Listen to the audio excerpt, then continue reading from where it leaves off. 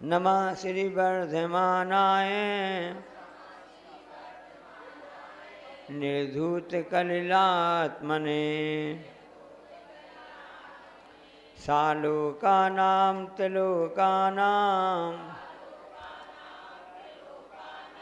यद विद्या दर्पणायते। हाँ, अब एक साथ पढ़ेंगे। नमः श्री वर्धमानाय निर्धूत कलिलात्मने सालोकानां त्रिलोकानां यद विद्या दर्पणायते।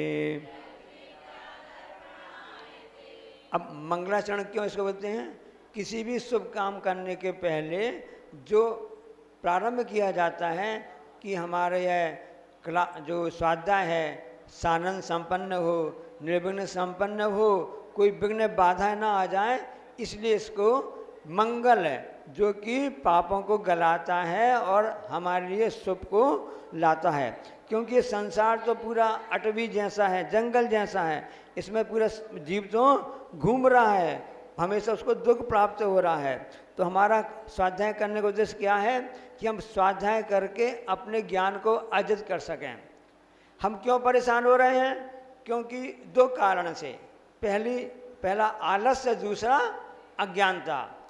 तो हमारा आलस दूर हो गया क्योंकि हम मंदिर जी में नहा धो करके स्वाध्याय करने के लिए यहाँ पर आ गए, तो आलस्य दूर हो गया।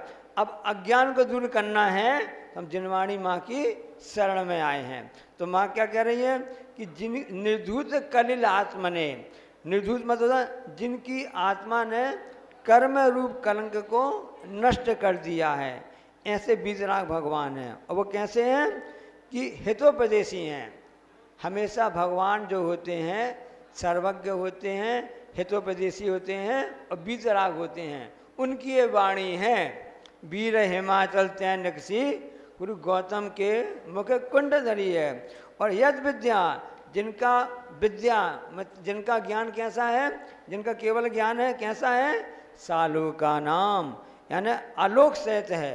त्रिलोक का नाम, तीन लोकों में, तीन लोक है ना, ऊर्ध्वलोक, मध्यलोक और अधोलोक। उसकी अपन रचना देखिए ना, कोई व्यक्ति खड़ा हो जाए, पुरुष दोनों पैर फैला ले, हाथ को कमर में रख ले, तो नीचे का भाग अधोलोक हो जाएगा, ऊपर का हो जाएगा ऊर्ध्वलोक हो जाएगा, और बीच का जो स्थान है वो मध्यलोक है। हम सब कहाँ रह रहे हैं? यहाँ पर मध्यलोक में। मध्यलोक में जो आपका जम्बूद्वीप है, भरत क्षेत्र है, आर्यखंड है, और कौन सा नगर है? हाँ, दमोह नाम नगर है।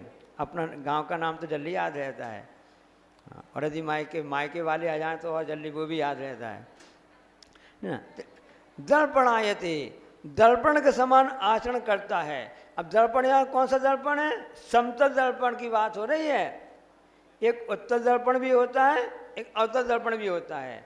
जो गाड़ी चलाते फोर व्हीलर ना, उनके बाजू में जो लगा रहता है ना, वो उत्तर दर्पण है। उसमें दूर की वस्तु पास में दिखाई देती है, बड़ी वस्तु छोटी दिखाई देती है। और अवतल दर्पण होता है ना, कान के मिरर और कॉन्वेक्स, आप सुना होगा ना, 6वीं 7वीं 8वीं भौतिक विज्ञान पढ़ा होगा आपने ना।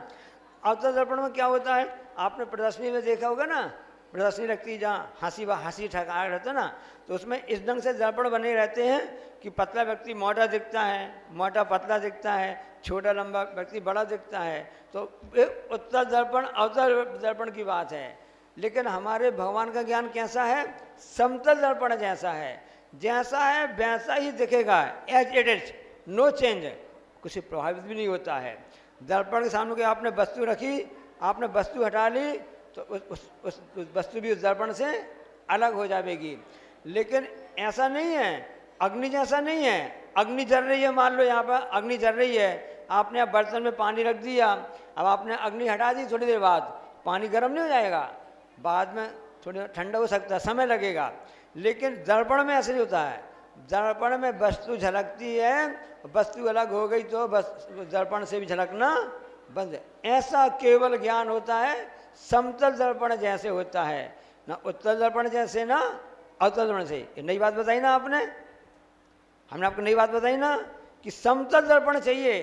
दर्पण कैसे बनता है? कांच में पीछे ऑक्साइड वगैरह लगा देते ना, तो उससे दर्पण बन जाता है। सबके घर में उपयोग करते रहते हैं।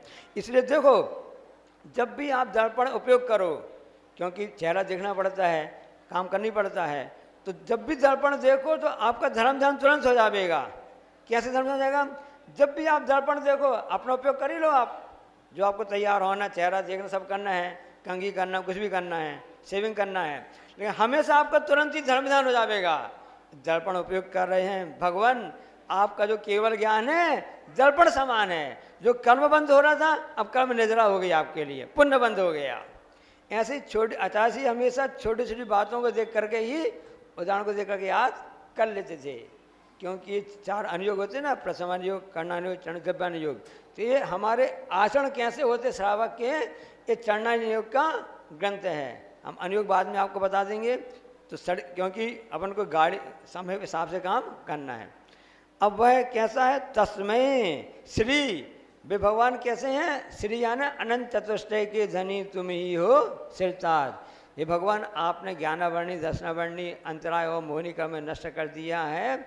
इसके फलस्वरूप आप ऐसे अनंत चतुष्टय को प्राप्त हो गए हैं। अब श्री यानी लक्ष्मी, अंदर तो अंदर की लक्ष्मी हो गई, और बाहर जो समसण दिख रहा है, दिखावा जो दिख रहा है आपके लिए, सुबह समव सण शोभा अपार, सत इंद्र नमस्कार शीशधार, ऐसा समोषण आपके लिए बहिरंग लक्ष्मी है। ऐसे तस्में यानी ऐसे वर्धमान, भगवान हमारे संग 5 नाम थे ना, वीर, अतिवीर, सन्मति, महावीर और वर्धमान। ऐसे वर्धमान स्वामी को हम क्या करते हैं? समय नमस्कार करते हैं, मानम केवल ज्ञान करने के लिए। अब यानी सब ओर से रिद्धम, ऐसे परम आशय को प्राप्त हुए हैं। इस तरह से अहम यानी मैं कौन? समंतबद्ध स्वामी महाराज कह रहे हैं, हम उसको नमस्कार करते हैं। अर्थात जिन्होंने अपनी आत्मा से राग देशादि रूप पाप मल को सर्वथा धो डाला है, और जिनके केवल ज्ञान रूपी विद्या में अलोकाकाश, लोकाकाश सभी इस ढंग से तीनों लोक को जानने वाला दर्पण के समान हैं, और जो श्री वर्धमान स्वामी हैं उनको हम नमस्कार करते हैं। ऐसा यह मंगलाचरण कह आपका प्रारंभ हो गया। अब दूसरा अपन कार्य का देखते हैं कि हाँ, उसका उद्देश्य क्या है। यहाँ पर आप क्यों इकट्ठे हुए, हम मंगलाचरण क्यों किया, क्यों पढ़ाई कर रहे हैं, किसके लिए कर रहे हैं? सब्जेक्ट पता होना चाहिए, नहीं होना चाहिए? नाम तो पता चल गया, उसका उद्देश्य क्या है और उसका स्वरूप क्या है। कार्य का नंबर 2, देशयामि समीचीनम, देशयामि समीचीनम, धर्मम कर्म निवर्हणम,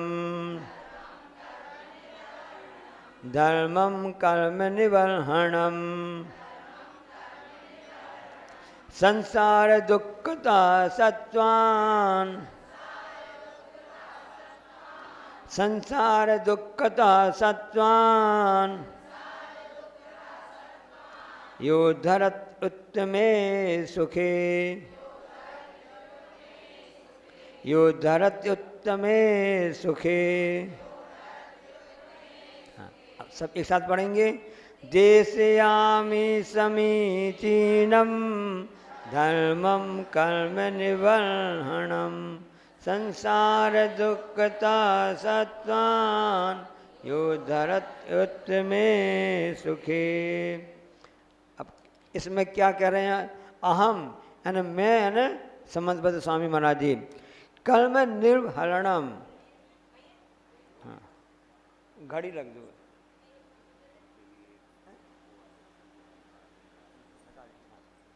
तो इनको पुस्तक दे दो। घड़ी घड़ी घड़ी कर्म निर्वणम, ज्ञानावर्णादि जो कर्म है ना उनका विनाशक हैं, नष्ट करने वाले हैं, जैसे कहा जाता ना। हाँ, उस दो लोगों को कैप्टन नियुक्त कर लीजिए आप, यार सुनिए ये सब कि मैं बोल दूंगा आप बोल। हाँ अभी बोल दूंगा। हाँ अभी बोल। हाँ समीचीनम, पुरुष वर्ग में जो मॉनिटरिंग करेंगे महाराज जी से निवेदन, और जो भी सामग्री की आवश्यकता माई के पुरुष वर्ग में करेंगे। सुनील भैया यहीं पढ़ोगे ना, तो आपको 7 बजे, पौने 7 बजे महाराज जी को लेने जाना है, ठीक है? नहीं सुनो, हमको लेने जाना, मैं आ जाऊंगा, मैं टाइम पे जाता हूँ, don't worry. Time is money, समय का उपयोग करो, कुछ नहीं करना। कौन लेगा? सुनो, सब दमोह के लोग सब व्यवस्थित, मुझको विश्वास है सब समय पर आएंगे, हमें कोई व्यवस्था नहीं चाहिए, पुस्तक चाहिए और आपकी जो सामग्री चाहिए आप लोग सुन सकें, ठीक है। समीचीनम, घड़ी बस रख दो यहाँ पर ही। समीचीनम, उस सर्वश्रेष्ठ धर्म को देशयामी कहता हूँ यहाँ, यानी जो सत्वान है ना सभी जीवों के लिए, सत्वेषु मैत्री गुणसु प्रदेदम प्रदम सत्वान, संसार दुखता, संसार के दुखों से उद्धत है उनको निकाल करके, उत्तम सुखे, स्वर्ग मोक्ष के उत्तम सुख को धरती यानी धर देता है, ऐसा धर्म समीचीन होता है। एक गड्ढे में बकरी गिर पड़ी बकरी, तो एक गीदड़, पहले गीदड़ गिर गया, अब निकलते उससे बन नहीं रहा था, वहाँ से बकरी निकली, उसने बोला बकरी बकरी बहन सुनो, यहाँ नीचे आ, खूब अच्छा हरी हरी घास है, ठंडा ठंडा कूल कूल है, खूब अच्छा लगेगा। तो बकरी ने क्या किया, उसकी बात मान ली, गड्ढे के अंदर वह भी कूद गई। अब गीदड़ ने क्या किया, गीदड़ ने उसके पीठ पर पैर रख करके उछल करके बाहर कूद के निकल गया। गीदड़ कहने लगा कि बकरी तुमको मैंने मूर्ख बना दिया, तुमको मैंने मूर्ख बना दिया, तुम गड्ढे में फंस गई और मैं तो सुरक्षित हो गया। बकरी ने कहा कि गीदड़ भैया तुम्हारा स्वभाव कैसा है दुनिया जानती है, मेरा स्वभाव कैसा है ये दुनिया जानती है, तुमको ऐसा कोई निकाल, मैं जानती थी कि तुम मुझसे ऐसे झूठ बोल रहे हो, तब भी मैं क्यों कूदी, क्योंकि तुम्हारा स्वभाव ऐसा है कि तुम्हारी कोई भी रक्षा नहीं करता, तुम्हारा स्वभाव अच्छा नहीं है, दुष्ट है, लेकिन मेरा स्वभाव तो सीधा सरल है, मुझे विश्वास है कि मेरे स्वभाव के कारण कोई भी मुझको आकर के निकाल ले जाएगा। ऐसी प्रकार से धर्म होता है, जो गड्ढे में हम सब प्राणी फंसे हुए हैं, गिर गए हैं, हम सरल स्वभाव रखेंगे, अपने आप धर्म हमको निकाल करके बाहर उस स्थान पर ले जावेगा।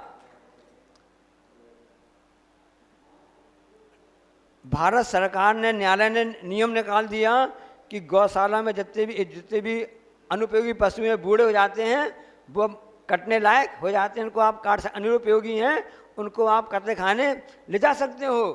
आचार्य की आत्मा दहल गई कि अहिंसा के देश में, महावीर गांधी देश में ऐसा कैसा अन्याय है। ये हम आपको संस्मरण सुना रहे हैं, आप सुनना इस बात के लिए, कैसा अन्याय है। उन्होंने कहा कि जब ऐसा नियम बन सकता है तो इसका अहिंसा का नियम भी बन सकता है। ऐसा आचार्य से तैयार किया, कुछ लोगों को न्यायालय में भेजा, एक जन ब्रह्मचारी वगैरह भेजा, आचार्य जो सोच लेते वो हमेशा करके रहते हैं। और ऐसा 15 साल तक आचार्य संघर्ष किया, कोर्ट कचहरी हुई, वहाँ पे न्यायालय में पेशियाँ हुई, सुप्रीम आपका लोकल वाला न्यायालय नहीं ना, हाई कोर्ट, कौन सा, सुप्रीम कोर्ट में। और आज 10-15 साल तक संघर्ष चलता रहा, और उसके बाद में वहाँ पर जो 7 जजों की बेंच बैठी है ना, उसमें उन्होंने फिर निर्णय दिया कि नहीं, वास्तव में कानून के हिसाब से है कि कोई भी पशु निरुपयोगी नहीं होता है, उनको आप गौशाला मतलब कत्ल खाने में काट नहीं सकते हैं। उस समय नियम पारित हो गया और उस समय अहिंसा की जीत हुई। ये 15 साल पुरानी बात हम आपको बता रहे हैं। अब उसमें केस लड़ता था, व्यक्ति जाता था एक जन, तो उसको पैसा खर्च होते थे, उसने अपने पास से लोगों से उधार लेकर के, कर्ज लेकर के, और उसने केस लड़ना चालू कर दिया। केस जीत गए, सब हो गए। अब जिसका कर्जा था उसने पढ़ाना पड़ा, अहमदाबाद का था, वो उदयपुर में रहता था एक जन। अब वो गुरु जी के पास में आया और कहा आचार्य श्री, हमने जितनी फैक्ट्री वगैरह अपनी थी, जितनी जायदाद थी, सब बेच करके जो भी कर्ज लिया था, मैंने कर्ज को अब मैं कर्ज से मुक्त हो गया हूँ, अब मुझको दीक्षा दे दो। 7 धारी थी उसकी। उसने वहाँ पर कोर्ट कचहरी लगी दिल्ली में, अपने हाथ से बनाकर खाता था लाल किले के मंदिर में, और वहीं पर जाकर के केस लड़ता था। अहिंसा की जीत हुई। अब उसने आचार्य श्री का, आचार्य श्री, क्योंकि आचार्य से बहुत मुँह लगा था, अब मैं कर्जा से मुक्त हो गया हूँ, अब मुझको मुनि दीक्षा देने की कृपा करें। तो आचार्य श्री अभी कहाँ से कर्जा से मुक्त हुए तुम बताओ? नहीं, हाँ आचार्य श्री आपका कर्जा तो हमारा हमेशा बना रहेगा। तब आचार्य श्री ने क्या जवाब दिया, बाप सुनने लायक है। आचार्य श्री ने कहा, एके जैन, ये मत सोचना कि मैं कर्जे में नहीं हूँ, मेरे ऊपर भी अभी आदिनाथ भगवान से लेकर वर्धमान स्वामी तक और आचार्य ज्ञान सागर महाराज जी का और जिनवाणी का कर्जा भी मेरे ऊपर अभी भी बना हुआ है। जब तक मैं मोक्ष को नहीं चला जाऊंगा तब तक ये कर्ज हमारे ऊपर देव सास गुरु का बना रहेगा। इतने बड़े आचार्य भी कह रहे हैं कि देखो मेरे ऊपर कर्जा बना हुआ है, इसलिए हमेशा हम विचार करें कि हमारे ऊपर कर्जा नहीं बना है। यदि हम आचार्य श्री को मानते हैं, भगवान पार्श्वनाथ को मानते हैं, हमेशा विचार करना कि जिनवाणी माँ का हमेशा कर्जा बना हुआ है। ये कर्जा कब चुकेगा? जब हम भी भगवान बन जाएंगे। तो जब भी कोई कर्जे की बात आए, ये मत सोचना कि ये तो पैसे का कर्जा चुक ही जाएगा, लेकिन माता पिता और गुरु का, देव सास गुरु का कर्जा कभी भी चुक नहीं सकता है। तो ऐसे कर्जा को चुकाने के लिए एक ही मात्र साधन है, हम सरल आचरण करें, धर्म की शरण में जाएं। तो धर्म कैसा है? उत्तम सुख को देने वाला है, समीचीन है। क्योंकि यह धर्म जो है, जो गाना बोलते ना आप लोग ना, ये देश से वीरों यारों का, वीर जवानों का, है ना, इस धर्म के यारों क्या कहना, ऐसा धर्म है। क्योंकि यह धर्म जो है वास्तव में सभी कर्मों को नाश करने वाला है, उसका मैं उपदेश देता हूँ। यह संसार के दुखों से निकाल करके हमको सुख में विराजमान करेगा। आगे जो पुस्तक है ना, उसमें आचार्य श्री ने अनुवाद भी लिखा कि नहीं लिखा है? उसका अनुवाद पढ़ने पर पहला वाला पढ़ें। बाहर भीतर श्री से युक्त हो वर्धमान गत, उसमें नहीं है, इसमें नहीं है। चलो हाँ ठीक, ये वाली पुस्तक भी 100 रखी, वहाँ पर और आ जाएंगी। तो अच्छा, अपन बाद में पढ़ लेंगे। इस समझ में आ गया ना? तो हमको हमें इसका क्लास का उद्देश्य क्या है, धर्म का उद्देश्य क्या है?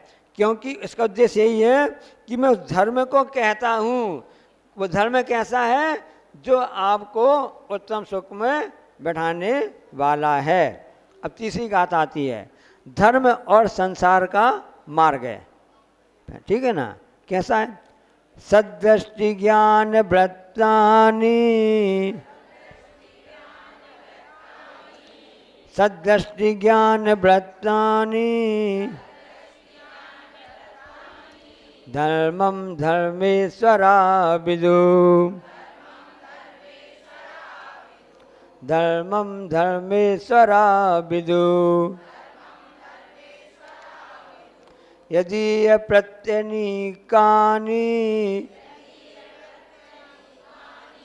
यदि प्रत्यनीकानि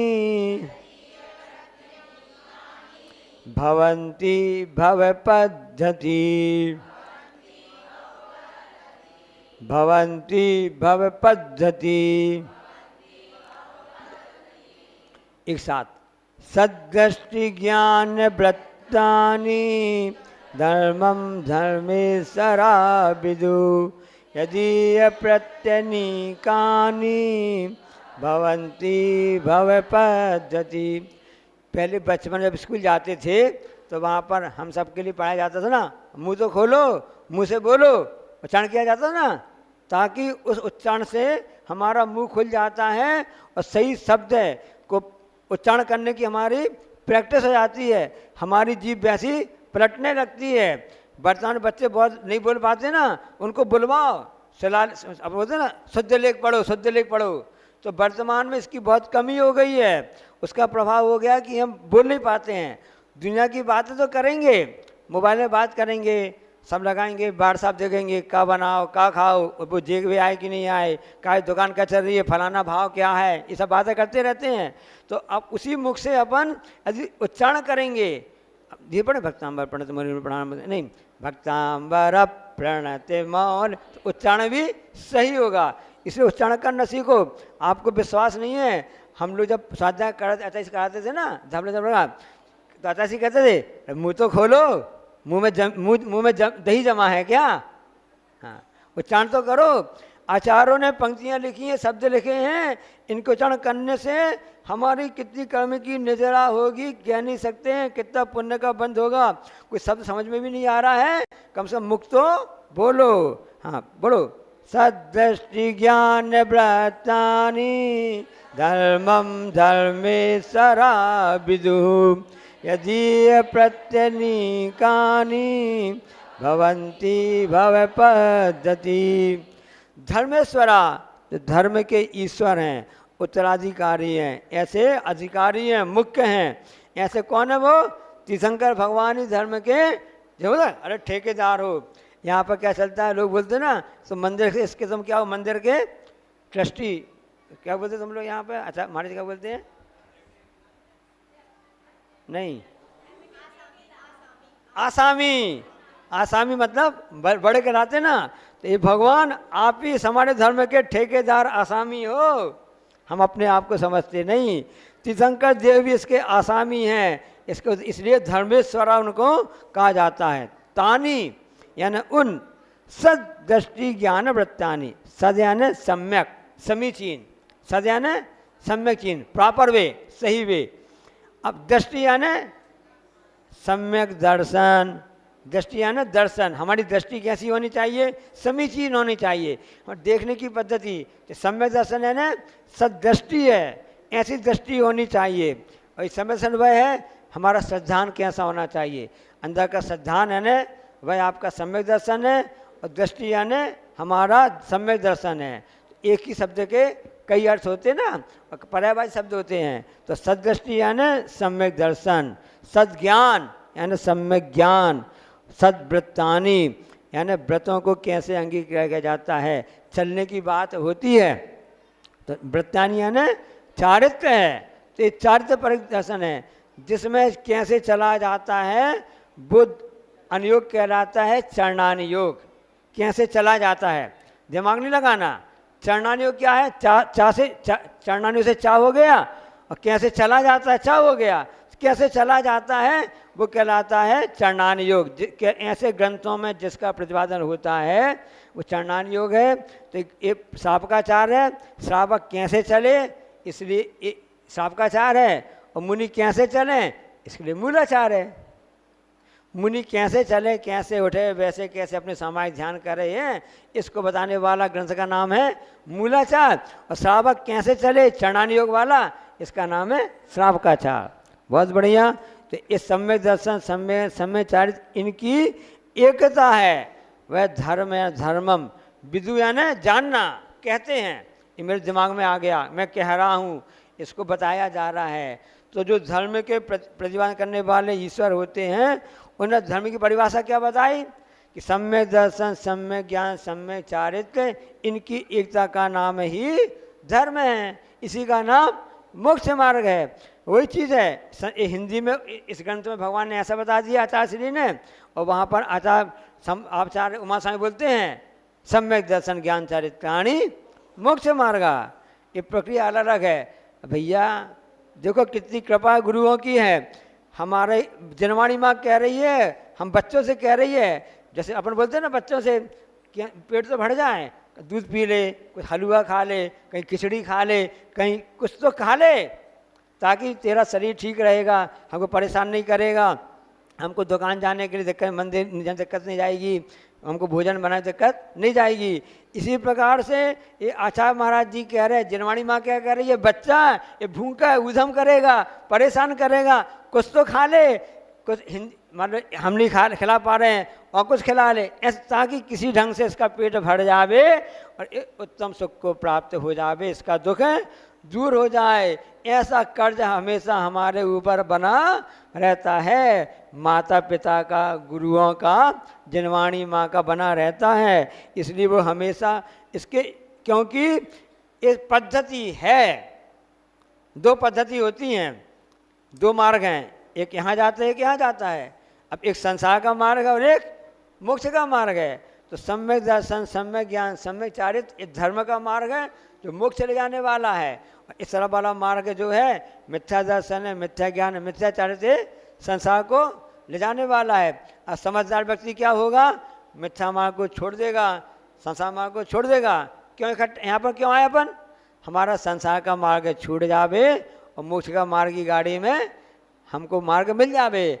अब जौन सी गाड़ी वहाँ जाएगी उस गाड़ी में बैठना है।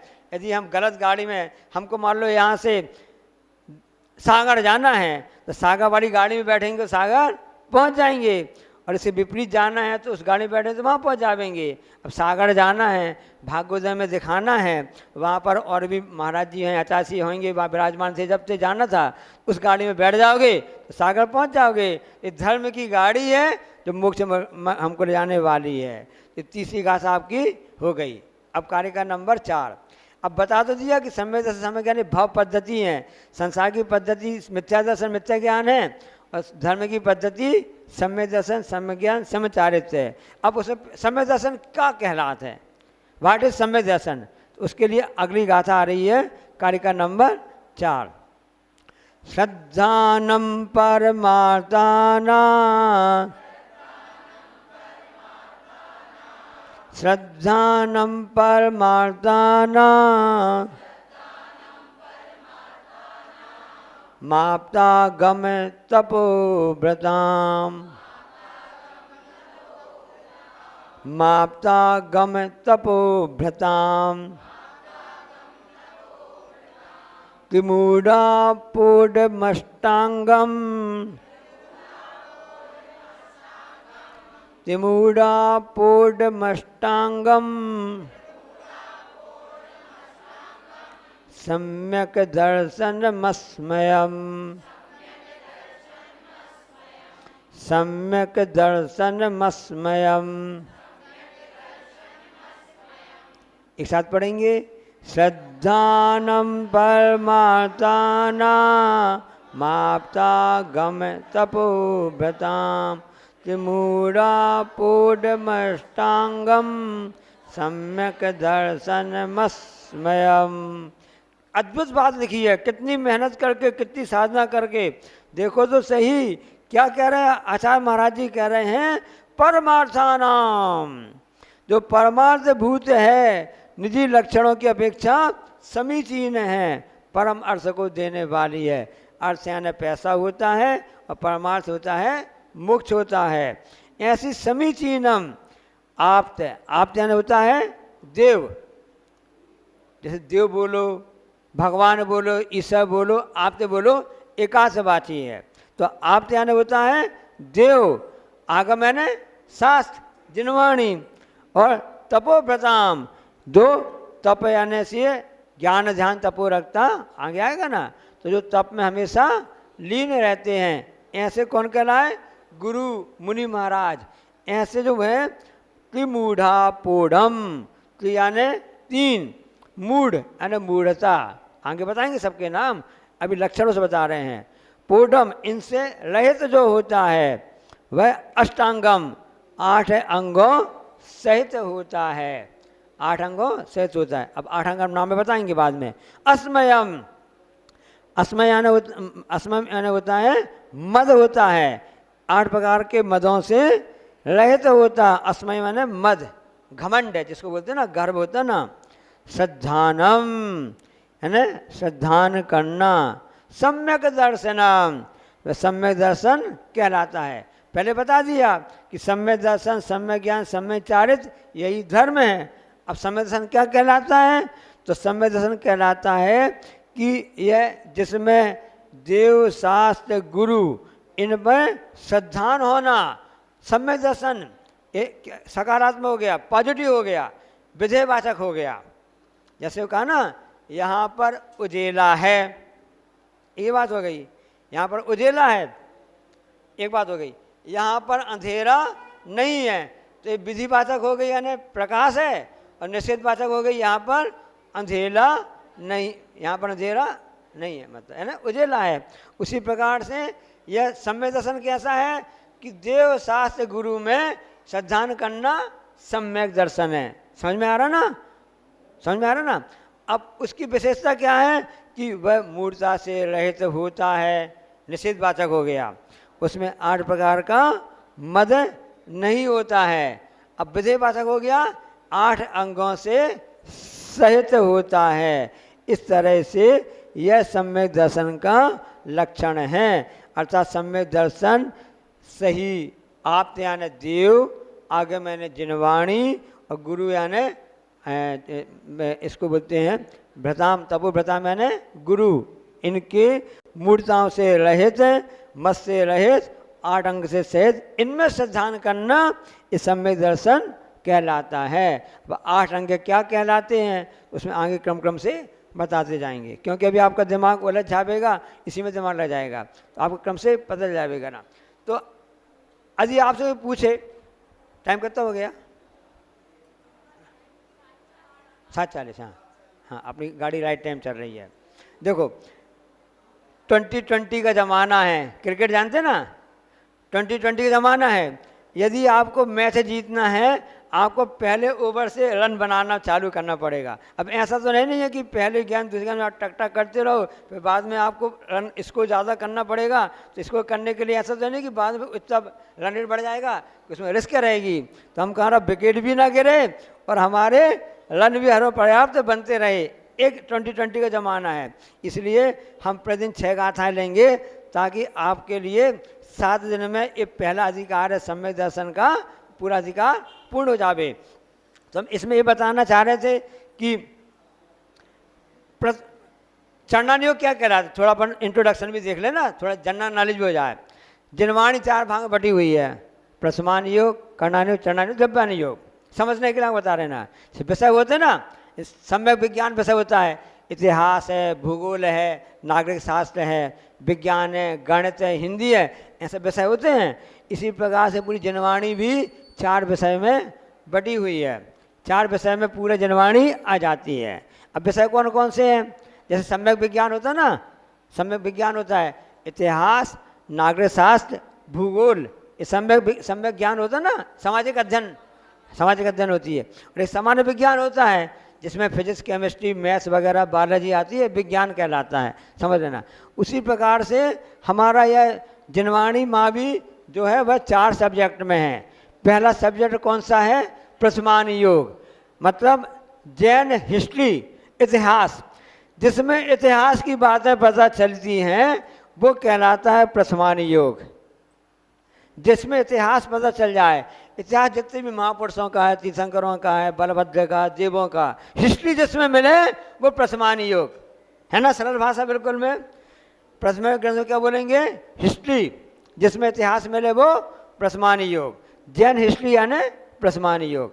अब दूसरा आता है सिविक्स, नागरिक शास्त्र, फिर दूसरा कर्णान योग आता ना, तो जैन ज्योग्राफी, भूगोल, कितना लंबा चौड़ा है आपका विश्व है, महाद्वीप कहाँ है, महासागर कैसे हैं, कौन कौन से देश हैं, ये भूगोल कहलाता है ना, ज्योग्राफी कहलाता है। खगोल कहलाता है सूरज कहाँ है, चंद्रमा कहाँ पर है, कौन चक्कर लगा रहा है, राहु कहाँ, केतु कहाँ है, सूर्य ग्रह कहाँ है, चंद्र मंगल ग्रह कहाँ है, ये भूगोल कहलाता है, ये खगोल कहलाता है। तो भूगोल खगोल के से वर्णन होता है वो कर्णान योग कहलाता है। क्या कहलाता है? कर्णान योग, कर्म का वर्णन उसमें आ जाता है समझने के लिए।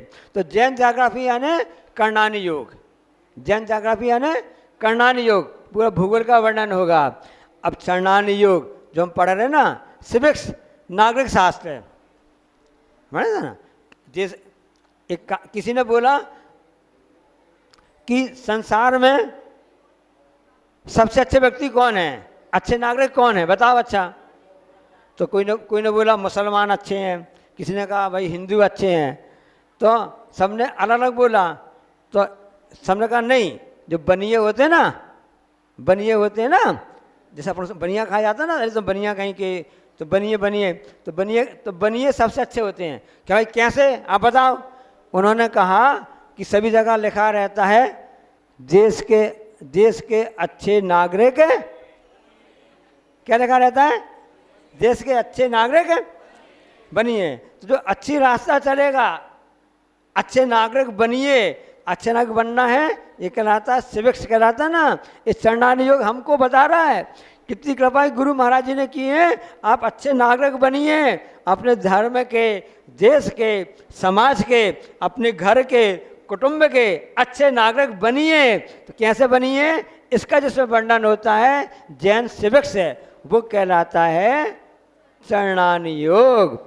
और अंत में आता है द्रव्यानी योग, जिसमें 7 तत्व का वर्णन हो, 9 पदार्थ का वर्णन हो, इन सब का वर्णन होता है। जैन साइंस, आत्मा क्या है, ये विज्ञान क्या है, बीजराग विज्ञान ही तो साइंस है। ये हमारा जैन साइंस है, जिसमें इनका वर्णन आता है। उसके ग्रंथ है समय सार और से नियम सार, अष्टपहाड़, जितने ग्रंथ है ना, ये सब कौन से? मूलाचार नहीं, मूलाचार तो चरणानियों का जाएगा। द्रव्यानियों के ग्रंथ होंगे समय सार, पंचास्तिकाय, नियम सार, ये कहेंगे। तो समझ में आ गया ना आपके लिए ना। अब अगली गाथा चलते हैं, कार्य का नंबर 5। अब पहले बता दिया कि देव शास्त्र गुरु में श्रद्धा करना समय दर्शन है। अब सच्चे देव क्या कहलाते हैं, अगली गाथा में आ रहा है। कार्य का नंबर 5। आप ते नो सन्न दोषेण, आप ते नो सन्न दोषेण, सर्वज्ञ नागमेशिना, सर्वज्ञ नागमेशिना, भवितव्यं नियोगेन, भवितव्यं नियोगेन, नान्यता हाप्तता भवेत्, नान्यता हाप्तता भवेत्। एक साथ पढ़ेंगे।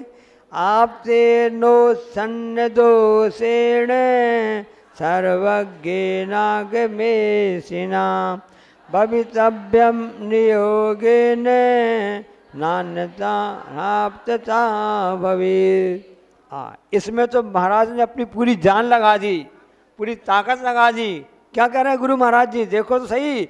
आप ते ने यानी आप को उत्सन्न दोषेण, यानी 18 दोषों से रहित हैं। 2 से 18 रहित तुम, 46 गुण भरपूर, लज्जा मोरी राखियो, दुख कीजिए दूर। ये पाठशाला में पहले बच्चों को पढ़ाया जाता था। 18 दोषों से रहित होते हैं बीजरा भगवान। सर्वज्ञ ने, वो कैसे हैं? सर्वज्ञ यानी सब कुछ जानते हैं। ये भगवान जो है ना, आप थे ना, चश्मा पहनते क्या? हाँ, उनके पास भी चश्मा है। कौन सा चश्मा है? ऐसा चश्मा है जिसमें कोई भी पक्षपात नहीं है। पक्षपात से रहित ऐसा वो चश्मा पहनते हैं, क्योंकि वह सर्वज्ञ कहलाते हैं। और आगे में से ना, वे आगम के स्वामी हैं। उसके वो क्या हैं? धर्मेश्वर, धर्म के ईश्वर हैं, ठेकेदार हैं। और कैसे हैं वह? नियोगेन, नियम से, भवितव्यम, ऐसा होना चाहिए, क्योंकि अन्यथा प्रकार से, अन्यथा आप्तता, आप्तपना नहीं हो सकता है। हमारे भगवान सर्वज्ञ हैं, बीतरागी हैं, हितोपदेशी हैं, क्योंकि यदि ऐसा नहीं होगा तो वह कुछ भी नहीं हो सकता है। क्योंकि पक्षपात से रहित हैं, वो किसी भी पार्टी के नहीं हैं। एकमात्र वह तो बीतराग पार्टी के हैं, क्योंकि बीतराग में ना राग है हमारा देश में, विश्वास दिगंबर भेष में, बोलते ना आप लोग ना, बीतराग पार्टी के हैं। आचार्य हमेशा कहते हैं जब तक चुनाव हो रहा है तब तक पक्ष और विपक्ष है। जब चुनाव हो गया तब ना पक्ष रहेगा ना विपक्ष रहेगा, एकमात्र राष्ट्रीय पक्ष रहेगा, एकमात्र देश का पक्ष रहेगा। यदि आप देश को आगे करना चाहते हो तो आपका धर्म भी बचेगा, हम सब बचेंगे, हमारी भाषा बचेगी, हमारा धर्म बचेगा, हमारी समाज बचेगी, क्योंकि हमारा देश बचेगा। ऐसा हमेशा इसलिए कहा जाता है आचार्य श्री जैनों के नहीं थे, जन जन के थे, किसी धर्म विशेष के नहीं थे, वो तो हमारे इस भारत देश के थे, इसलिए उनको राष्ट्र संत की उपाधि दी गई है। तो राष्ट्रभक्त से अभी वहाँ चुनाव हो रहा था छत्तीसगढ़ में, आचार्य श्री खड़े हो गए और सबको हाथ दे करके ऐसा आशीर्वाद देने लगे। तो हमने कहा आचार्य श्री चुनाव का माहौल है, बड़े बड़े नेता आ रहे हैं और सब लोग रोड शो कर रहे हैं, रोड शो करता ना नेताओं का, खड़े ऐसे हाथ करते हैं। तो आचार्य श्री छत के ऊपर खड़े हुए थे, छत से खड़े होकर के सामने सड़क थी, सभी श्रावक वहाँ पर खड़े हुए थे। हमने कहा आचार्य श्री आपका भी रोड शो चल रहा है, जितने लोग खड़े हैं सड़क पे खड़े हैं, रोड पे खड़े हैं। ये बिहार की बात है, जब डोंगरगढ़ छत्तीसगढ़ से बिहार हो गया था पंचकल्याण के लिए, तो आपका भी रोड शो चल रहा, सभी जितने भी श्रावक रोड में खड़े हैं और आप ऊपर सबको आशीर्वाद दे रहे हैं। नेता क्या करता, हाथ हिलाता ना, हमको वोट दो, हमको वोट दो। तो हमारे बाजू में एक लड़का खड़ा हुआ था, उसने हमसे कहा आचार्य श्री कौन सी पार्टी के हैं, आचार्य श्री कौन सी पार्टी के हैं। तो मैंने कहा मैं पूछूंगा तो मैं फंस जाऊंगा। तो फिर मैंने कहा आचार्य श्री ये जो लड़का खड़ा हुआ है ये पूछ रहा है, चुनाव चल रहे हैं, कौन सी पार्टी के बता रहे हैं, आप कौन सी पार्टी के हैं। पार्टी 3-4 है ना, भाजपा है, कांग्रेस है, और एक झाड़ू वाली भी है, कम्युनिस्ट पार्टी भी है, और भी कई प्रकार की पार्टी होती है ना, लेकिन जोड़ दो का बहुत ज़्यादा चलता है ना। एक तो उसका भाजपा का चलता है और एक कांग्रेस पार्टी का चलता है। तो मैंने हंसी में बोल दिया अच्छा जी हाथ ऐसे कर रहे हैं, ये कौन सी पार्टी का है। मैंने ऐसा बोल दिया। तो अब आचार्य सिंह देखो, अब आचार्य सिंह ने क्या जवाब दिया सुनना आप।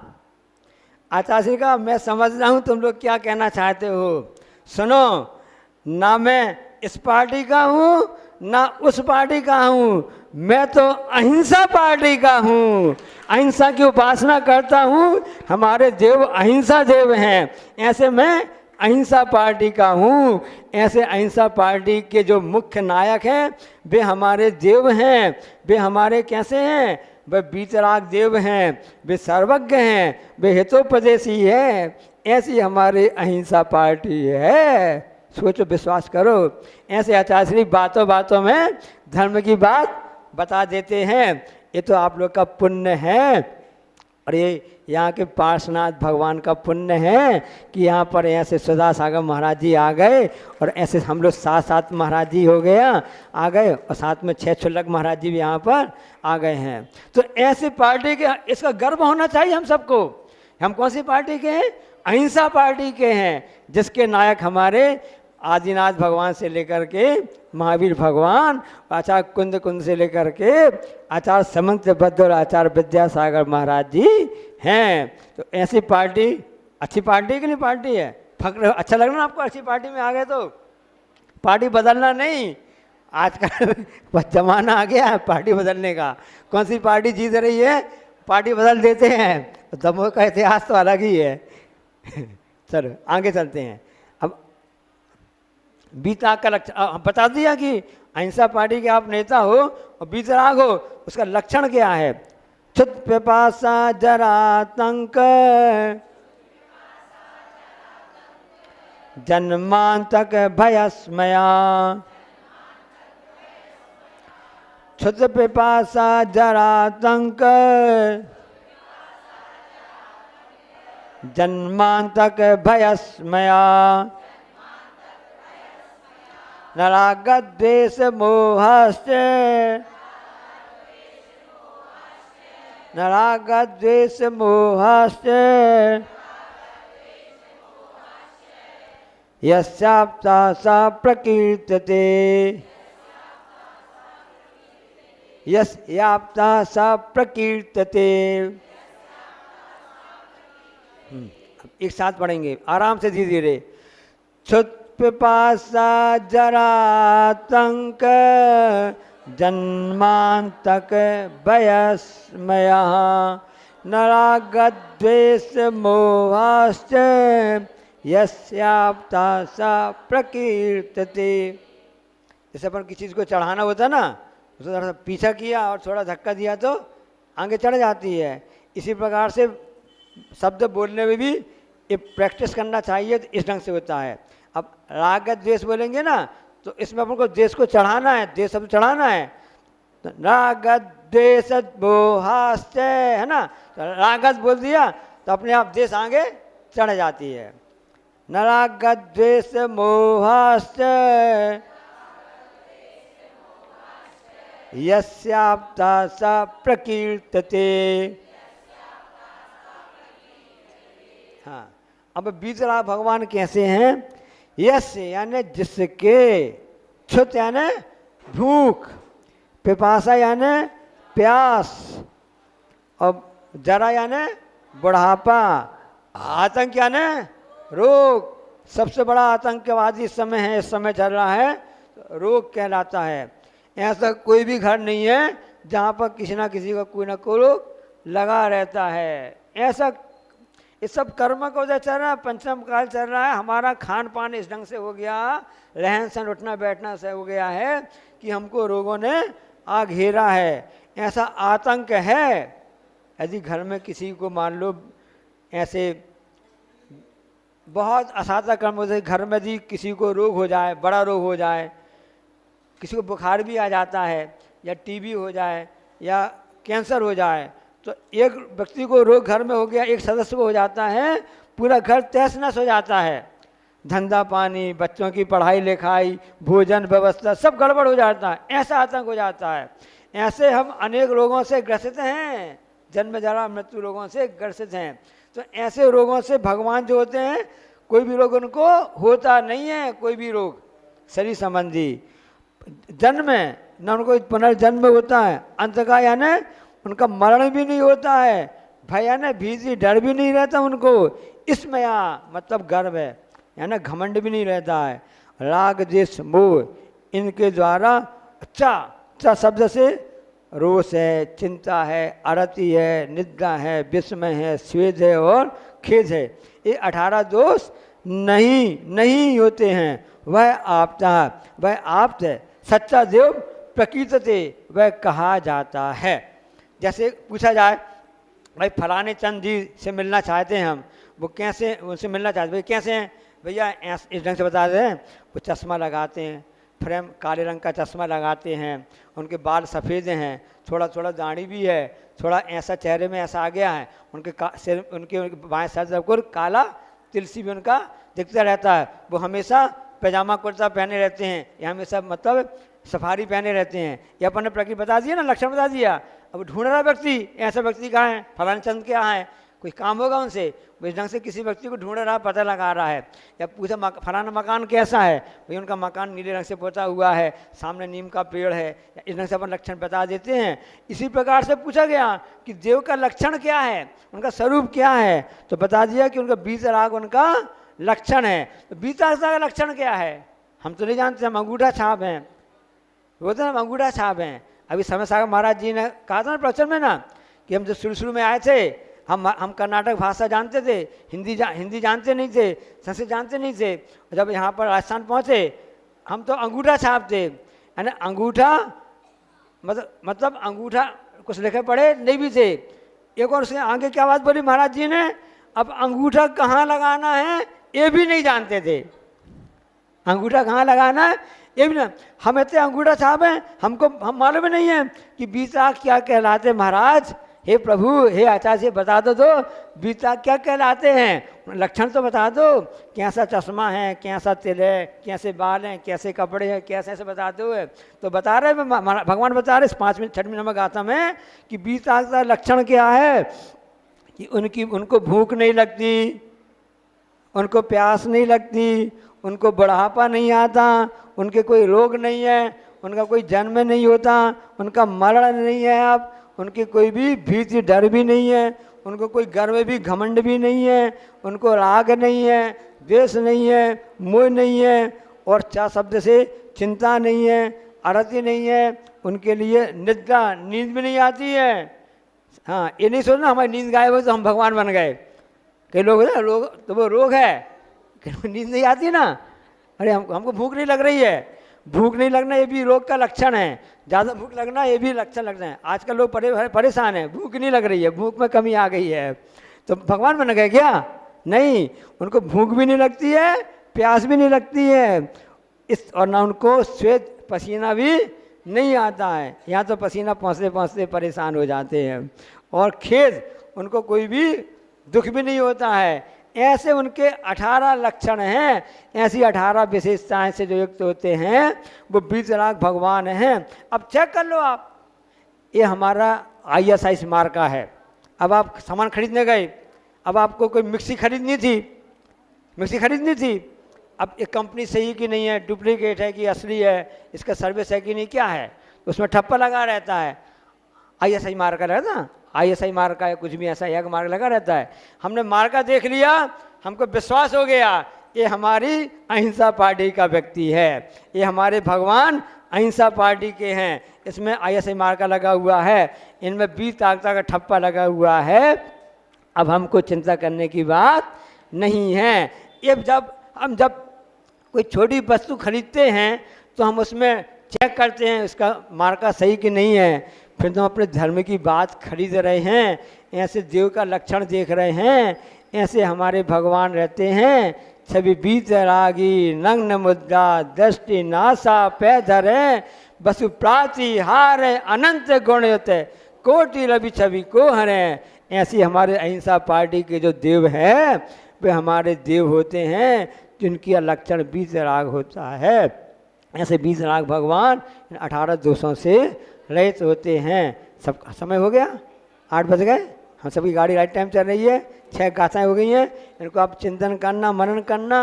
ये तो सिर्फ टेलर दिखाया गया है। शिविर का उद्देश्य क्या है? आपकी रुचि जाग जाए, आपको इंटरेस्ट आ जाए। जब अंग्रेज यहाँ पर आए तो फ्री में चाय बांटने लगे, चाय लो चाय लो चाय लो चाय लो। एक बार रुचि तो हो जाए, फिर तो आप तो फिर अपने आप पैसे में खरीदने लगे, सुबह शाम दोपहर हर टाइम पीने लगे। ऐसी यह वस्तु है, एक बार यदि इंटरेस्ट आ गया तो छूटेगी नहीं। ऐसे भगवान अहिंसा पार्टी की बात हमने आपको बता दी। अच्छा, इसकी बात बताइए, हमेशा भगवान का कर्ज हमारे ऊपर बना हुआ है, हमेशा कर्जा को रहो। और भगवान कैसे हैं, उनका ज्ञान कैसा है? दर्पण मिरर के समान है। जब भी हम दर्पण देखें, अपना काम जरूरी है क्योंकि हम तो गृहस्थ हैं, दर्पण देखना भी जरूरी है, तैयार होना देखना सब करना आवश्यक है, बच्चों को दिखाना पड़ता है। जब भी दर्पण देखें भगवान, आपका ज्ञान तो इसी दर्पण के समान है। एक टिकट में दो मजा, तैयार भी हो गए और धर्म का स्वरूप समझ में आ गया तो धर्म भी हो गया।